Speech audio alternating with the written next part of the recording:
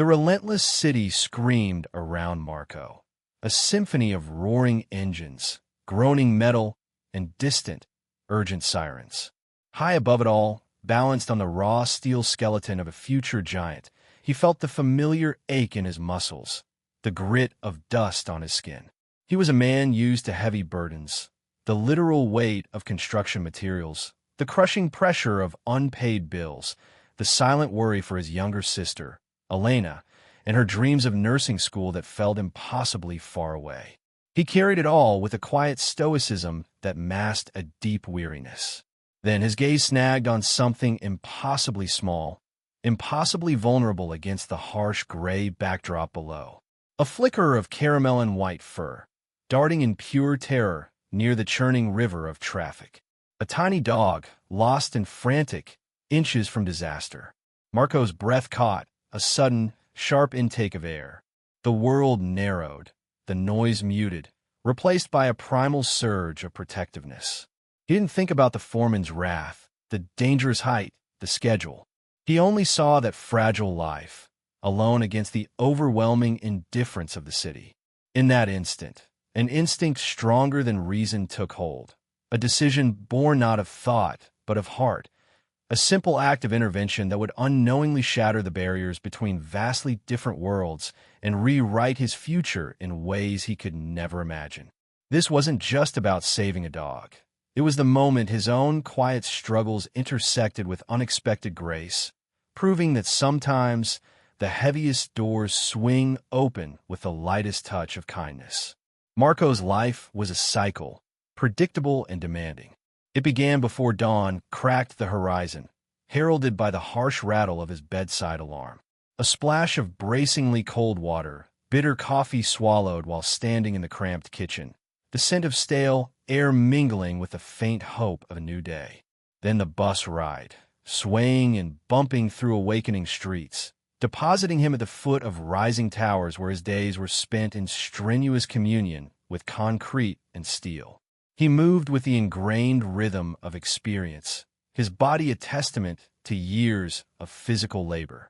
Yet behind the sweat and grime, his eyes often held a faraway look, reflecting a fatigue that settled deeper than bone. At 38, he felt the premature weight of responsibility. A burden he'd shouldered since his parents' sudden departure years ago left him the sole anchor for his sister, Elena. She was his driving force, the reason he pushed through exhaustion. Her nursing textbooks often colonized their small living room table, symbols of her fierce ambition and his constant, gnawing anxiety about the tuition fees that loomed like another skyscraper he had to somehow conquer. He rarely voiced his fears, burying them beneath layers of quiet resolve. Their apartment, tucked away in a worn, older building, was a testament to making do, filled with mismatched, second-hand furniture, yet imbued with a stubborn warmth thanks to Elena's small touches. A brightly colored quilt draped over the sagging armchair, a determined little pot of basil on the windowsill catching the thin city sunlight.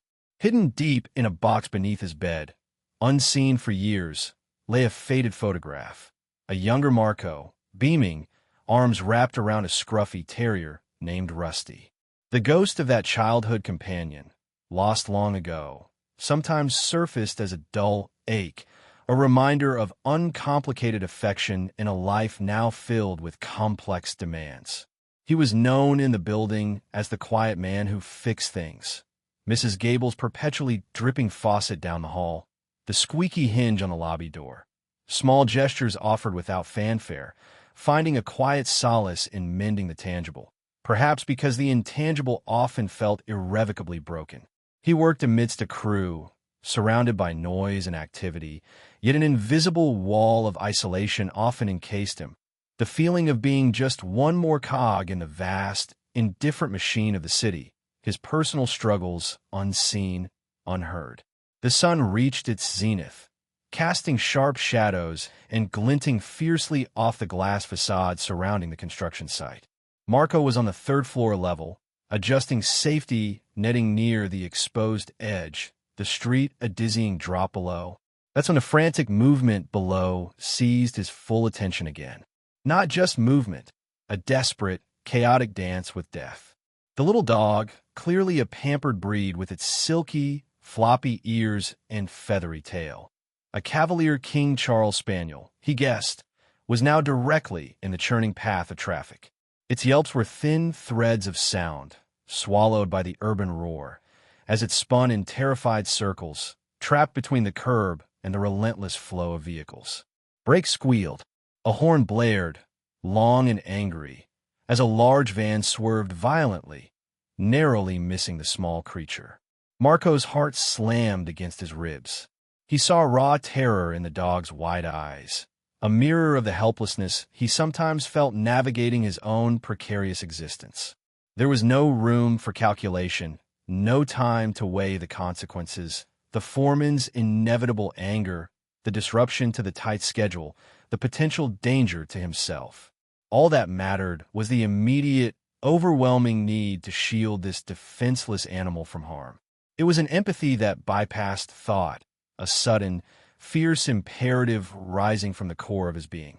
Ripping off his heavy work gloves, he yelled a fragmented warning to his startled partner about the dog down there, telling him to watch out, before launching himself towards the rickety temporary stairs that led down to the street. This wasn't a choice anymore. It was a reaction, a spark ignited in the dust and noise, a fundamental pull towards compassion in a world that often felt starved of it. He hit the cracked sidewalk at a run, weaving through startled pedestrians who barely registered his urgency. He didn't hesitate, stepping directly off the curb into the oncoming lane, raising his arms like a human shield, positioning himself squarely between the trembling puppy and an approaching yellow taxi. The cabbie laid on the horn, his face a mask of fury through the windshield. He yelled angrily, demanding Marco move it, asking if he was crazy. Marco barely heard him, his entire focus narrowing onto the small, shaking form huddled near the gutter. He crouched low, moving with deliberate slowness, keeping his voice soft, calm. He spoke gently, telling the little fella it was okay, reassuringly urging him to come on. The puppy flinched at first, emitting a low, distressed whimper, pressing itself harder against the unforgiving concrete. Marco held out his hand, palm up, patient, unthreatening. After a heart-stopping moment, the dog sniffed his fingers cautiously. Then, perhaps sensing the calm energy, the lack of malice, it took a single, hesitant step towards him. In one fluid motion, Marco scooped the small animal into his arms. It felt impossibly light, fragile, trembling like a leaf against the rough canvas of his work shirt. It immediately buried its face in his shoulder, seeking refuge. Marco held it close, murmuring reassurances, whispering that it was safe now, that it was okay, his own heart pounding a frantic rhythm against his ribs from the adrenaline surge. He quickly backed on the sidewalk, the receding chorus of angry horns fading behind him. Near the site entrance, a few of his co-workers had paused, watching. One let out a low whistle. Another quipped, asking if Marco was rescuing damsels in distress now. Marco simply tightened his protective hold on the puppy, turning away slightly. He found a relatively secluded spot behind a tall stack of wooden pallets, gently setting the dog down on the dusty ground. It instantly pressed against his leg, still shivering uncontrollably. He knelt beside it, stroking the surprisingly soft fur beneath the city grime. That's when he noticed the collar, fine, dark leather, clearly expensive, but oddly, no dangling tag. Instead, a small, elegantly engraved silver plate was fixed directly to the leather, bearing just one name, Pip. He unscrewed the cap from his battered water canteen, poured a little into his cupped, calloused hand, and offered it. Pip lapped gratefully, his tiny pink tongue darting out.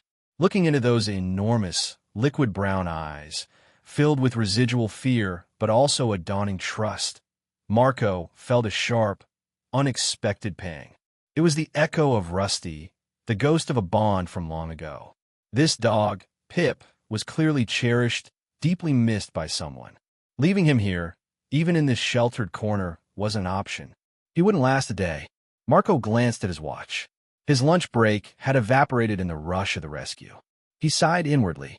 He knew, with a certainty that settled deep within him, that his already demanding day had just become infinitely more complicated, yet somehow infinitely more meaningful too. The afternoon crawled by. Marco's thoughts kept straying from the rhythm of his work, hoisting rebar, pouring concrete, to the small, furry creature huddled in the makeshift shelter he'd rigged near the site office. He used precious minutes of his short breaks to check on Pip, offering reassuring words and sharing the last bites of the sandwich he'd managed to grab from a nearby cart. His foreman, a man named Sal whose gruff exterior hid occasional glimpses of understanding, had listened to Marco's hurried explanation with a mixture of annoyance and grudging respect. Sal grumbled about distractions and safety protocols, but seeing the genuine concern etched on Marco's face, and perhaps swayed by Pip's undeniably pathetic yet endearing appearance peering out from Marco's old jacket, he'd simply shaken his head and muttered for Marco to just keep him out of the way, adding that this better not become a habit. The real challenge began when the final whistle blew. Marco didn't own a car suitable for daily commutes, relying instead on public transport. But he did have an old, slightly rusted pickup truck he used for occasional side jobs, hauling debris or helping neighbors move. Retrieving it from its parking spot several blocks away added another layer of complexity to the end of his long day. He carefully lined a sturdy cardboard box, salvaged from the site's recycling bin, with his now dog-scented jacket. Pip, seeming to sense Marco's careful intentions, allowed himself to be gently placed inside.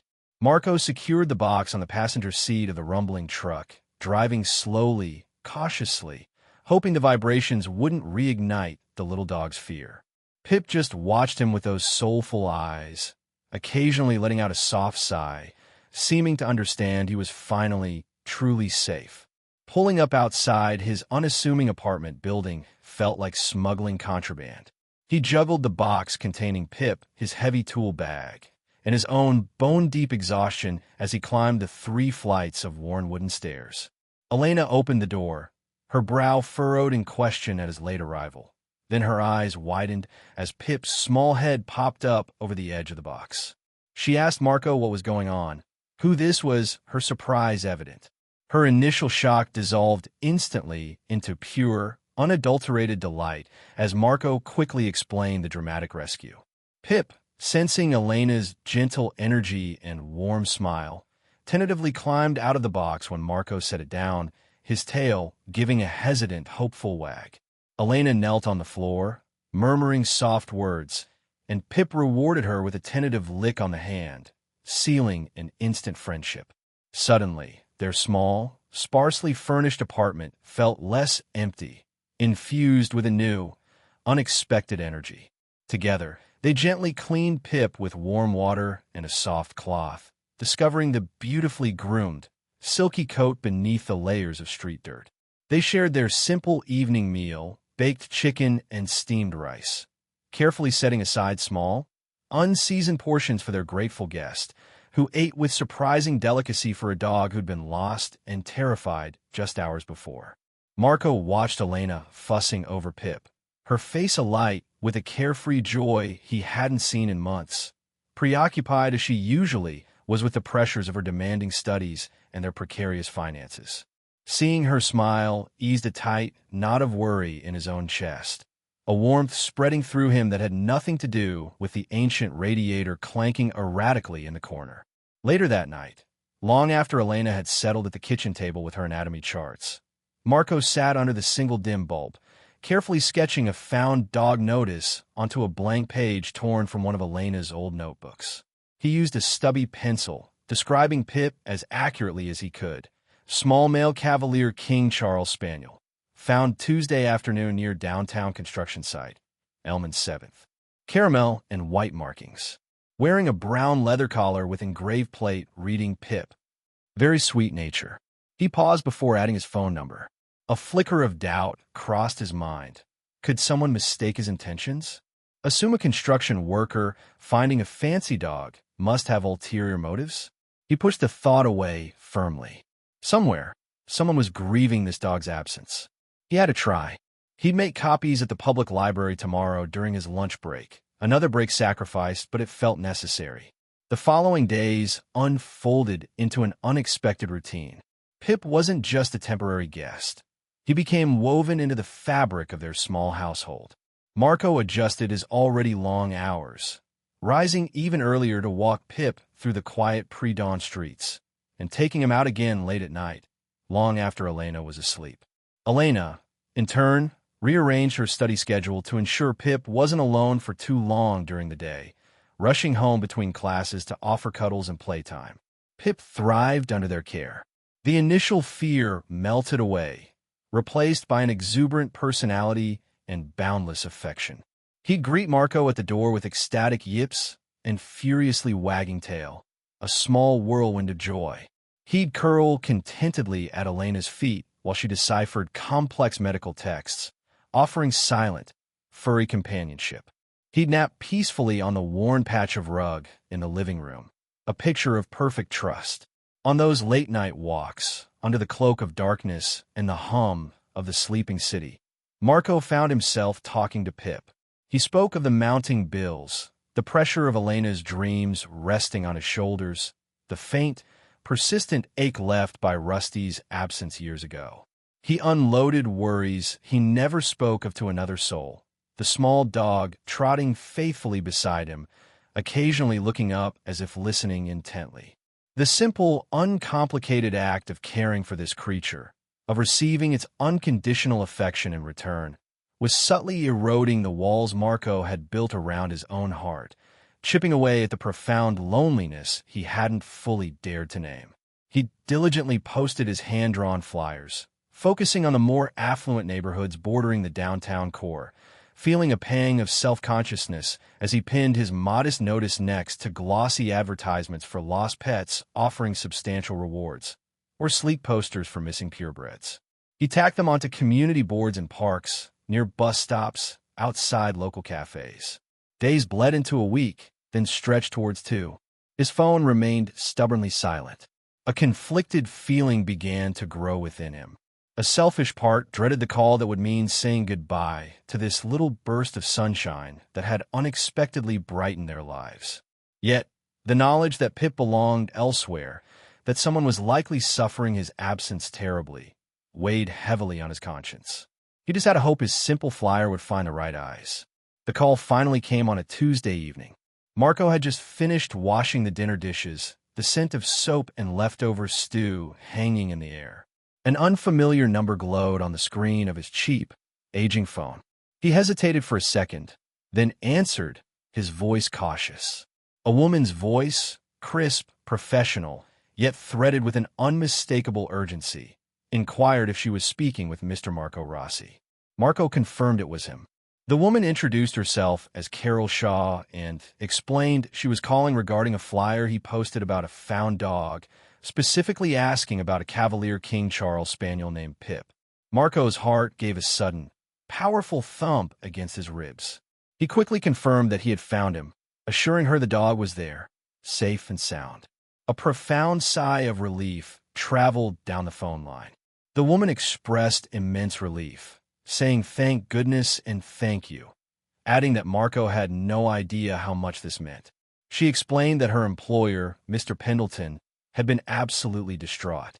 Carol Shaw elaborated that she was Arthur Pendleton's personal assistant and household manager, and that they had been mounting an exhaustive, increasingly desperate search for Pip since his disappearance nearly 2 weeks prior.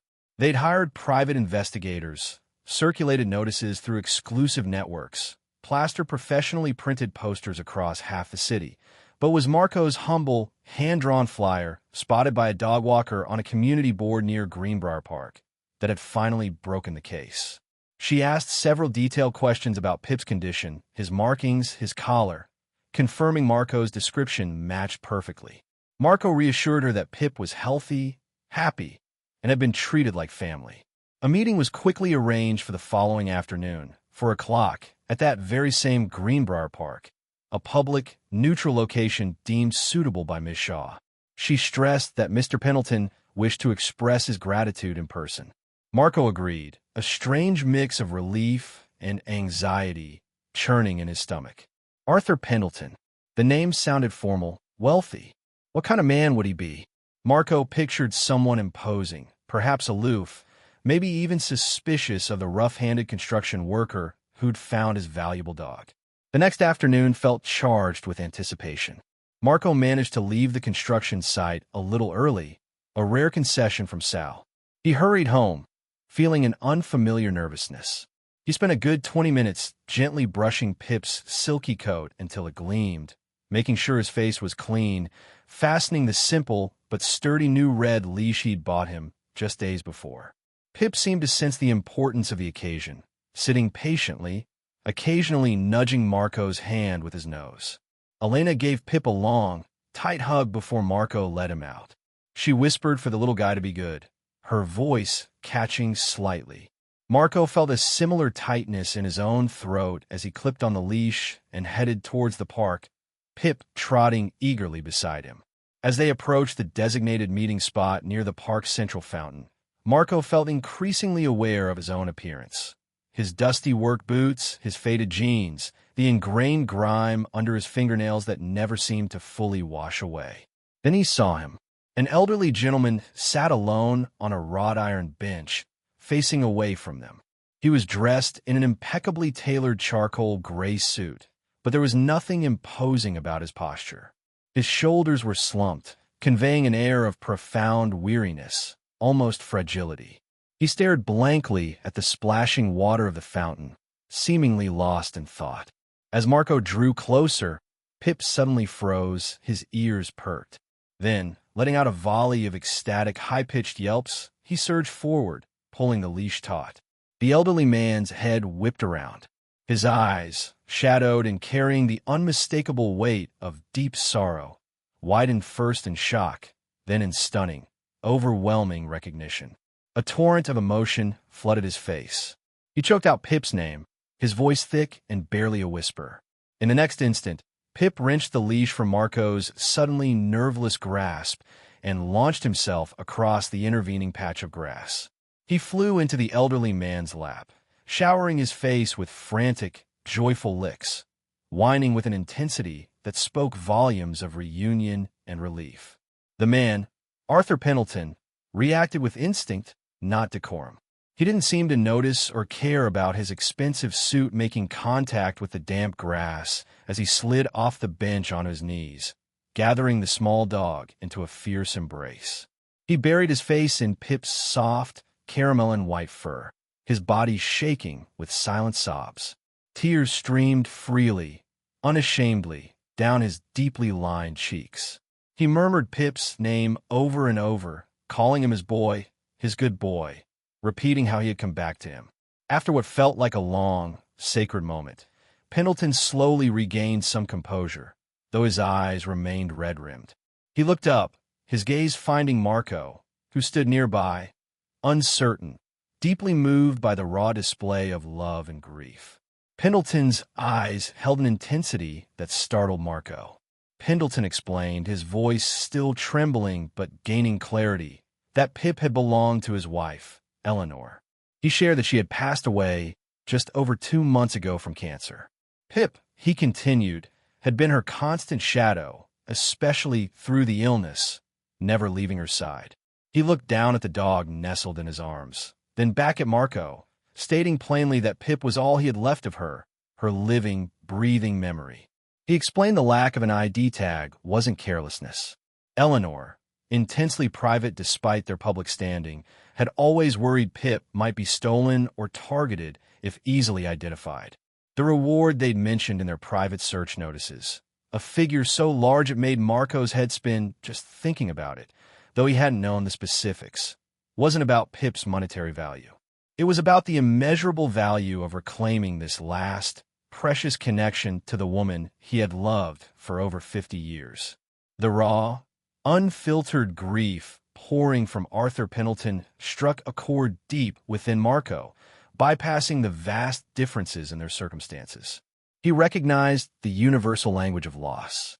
He slowly approached and knelt on the grass beside the reunited man and dog, resting a hesitant, comforting hand on Pip's trembling back.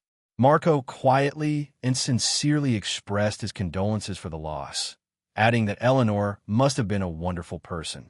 He told Pendleton that Pip was a special dog and had been very good company for him and his sister. Pendleton looked from Pip's contented face, now snuggled firmly against his chest, back to Marco. He seemed to truly see Marco, then, not just the finder, not just a construction worker, but the individual who had shown kindness, who had sheltered and protected this vital piece of his heart.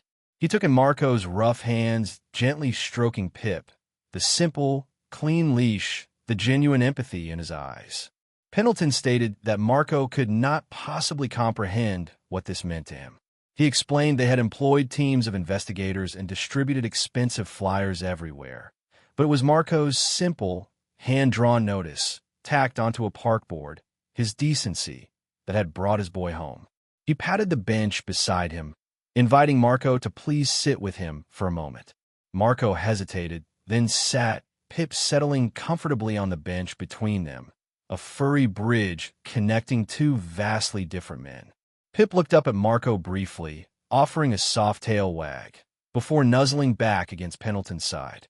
Pendleton gently urged Marco to tell him about himself.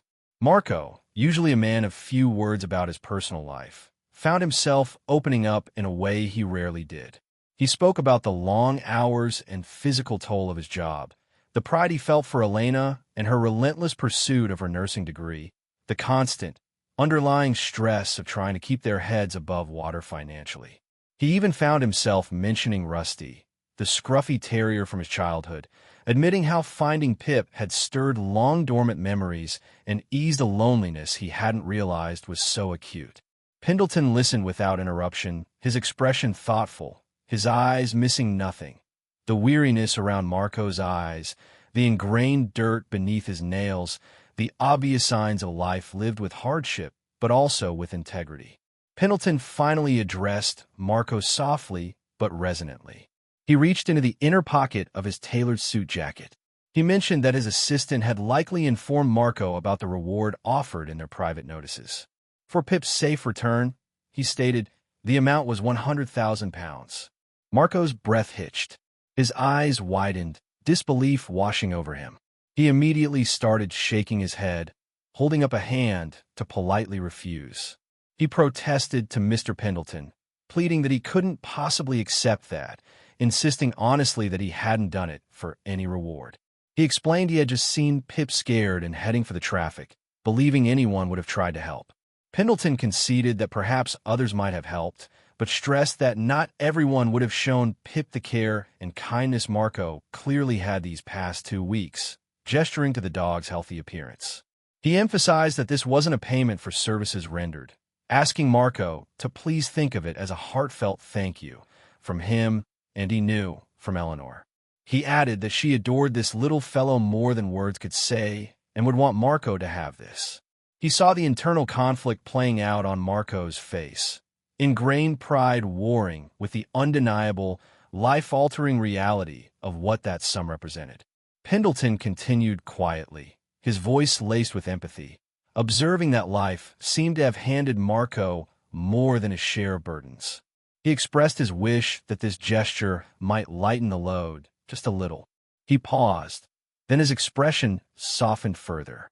He mentioned Marco's sister, Elena, acknowledging that pursuing nursing was a noble, demanding, and expensive path. In addition to the reward, he stated he would be honored to establish a fund to cover the entirety of her remaining tuition fees and associated educational expenses. He asked Marco to consider it an investment in the future, an investment in the kind of compassion and dedication his family clearly embodied, stating the world needed more people like her, like Marco. Marco stared at him, utterly speechless. A dam of emotion he hadn't known existed seemed to break within him. Tears welled, blurring the image of the kind-faced elderly man and the small, contented dog sitting beside him under the dappled park sunlight. It wasn't just the staggering amount of money, though the relief it promised was immense, almost terrifying in its scope. It was the understanding, the respect, the profound, unexpected generosity born from shared vulnerability, a connection forged across social chasms by the love for a dog. It felt like sunlight breaking through a long, gray, overcast, a wave of validation and overwhelming gratitude that left him trembling. Marco finally managed to speak, stammering that he didn't know what to say to Pendleton. Pendleton replied simply, telling Marco that just saying thank you would suffice. Then, his own voice husky with emotion, he emphasized his gratitude back, saying thank you, Marco. The silence that followed wasn't awkward. It was filled with the weight of the moment, a quiet understanding passing between them, a testament to human connection found in the most unforeseen circumstances. Saying a final goodbye to Pip was unexpectedly difficult. Marco knelt down, scratching Pip behind his soft ears one last time, looking into those trusting brown eyes. He murmured for Pip to take care of Pendleton, to stay close now and be good. Pip responded with an affectionate lick to Marco's cheek, a final, sweet farewell. Marco stood and watched Arthur Pendleton walk slowly away, Pip trotting happily, almost protectively, at his side, leash held securely. A sense of profound peace, tinged with a bittersweet ache, settled over Marco. The park seemed quieter now.